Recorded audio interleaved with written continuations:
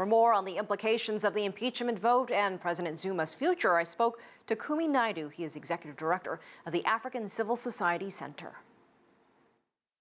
Well, the impeachment process itself was always going to fail because the ANC has a significant majority in Parliament, and last night the leadership of the ANC met. We were not 100% sure where they would land, but they landed with supporting the president's and accepting the president's apology. However, they are putting that now to ANC branches to get confirmation. So the opposition didn't really have the numbers that they needed to actually exercise, and that was pretty much known from the get-go. However, I think it's important to recognize that I think right now, after the Constitutional Court ruling, the president is pretty weakened politically and certainly has been declining in public support for a long time. So I would say that right now it's pretty clear that the majority of South Africans across the spectrum would like to see President Zuma step down and resign. Is he safe long-term? Can he stay in office until 2019? Speaking, purely as a political analyst, I would say that it would be extremely unlikely, in my judgment, that he would last till 2019. But President Zuma is a formidable operator. He has bounced back from a rape trial and many other things before when people had written him off.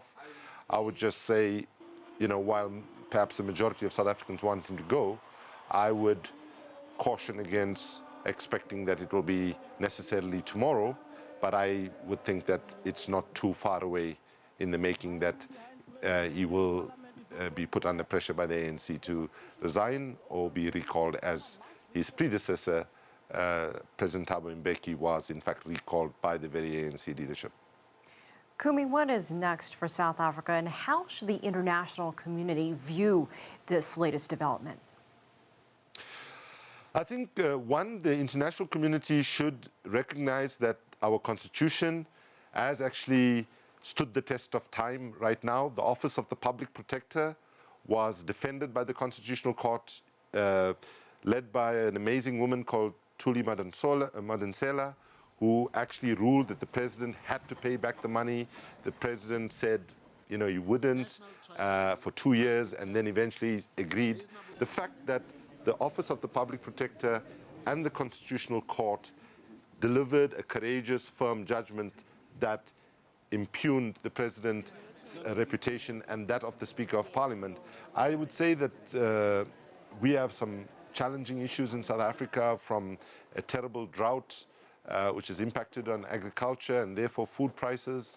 We have a far too high level of violence against women and children. We have far too high levels of inequality that is growing rather than shrinking. So we have big challenges, but I have to say that when I've just returned home to my country after 6.5 years away, and while I see the negative side on the one hand and some of the absence of leadership by many powerful leaders of our country who should know better, I have to say I'm inspired by young people, by civil society, by faith leaders and so on, who are standing up now in larger and larger numbers and saying that this is not the country Mandela led us to fight for.